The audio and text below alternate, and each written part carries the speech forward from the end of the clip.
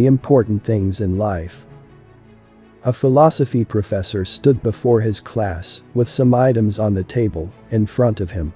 When the class began, wordlessly, he picked up a very large and empty mayonnaise jar and proceeded to fill it with rocks about 2 inches in diameter.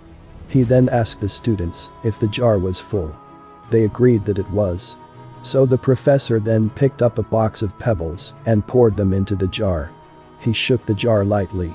The pebbles, of course, rolled into the open areas between the rocks. He then asked the students again if the jar was full. They agreed it was. The professor picked up a box of sand and poured it into the jar. Of course, the sand filled up the remaining open areas of the jar. He then asked once more if the jar was full. The students responded with a unanimous yes. But without go into the story further, please subscribe this channel as we upload brand new story every day. Now, back to the story.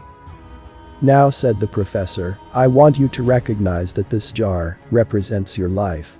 The rocks are the important things, your family, your partner, your health, your children, things that if everything else was lost and only they remained, your life would still be full.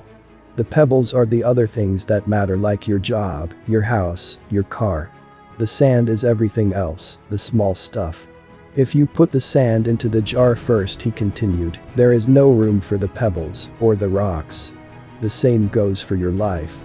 If you spend all your time and energy on the small stuff, you will never have room for the things that are important to you. Pay attention to the things that are critical to your happiness. Play with your children. Take your partner out dancing. There will always be time to go to work, clean the house, give a dinner party, or fix the disposal. Take care of the rocks first, the things that really matter.